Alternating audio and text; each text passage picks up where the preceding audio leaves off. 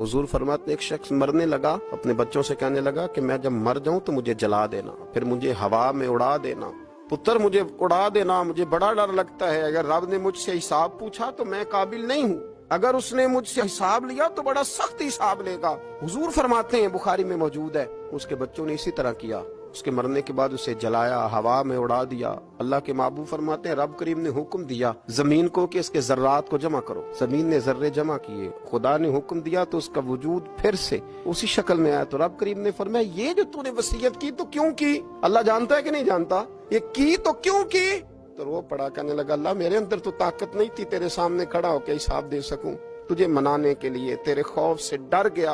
अगरचे हमारे बुजुर्गों ने लिखा है कि आज ये वसीयत करना, इस रंग में ये तर्ज इख्तियार करना दुरुस्त नहीं, लेकिन आप गौर फरमाइए कि नबी पाक अलैहिस्सलाम फरमाते हैं, जब उसने कहा ना अल्लाह तुझसे डर के ये किया, तो रब करीम ने फरमाया, जा फिर मैंने तेरी मगफिरत कर दी।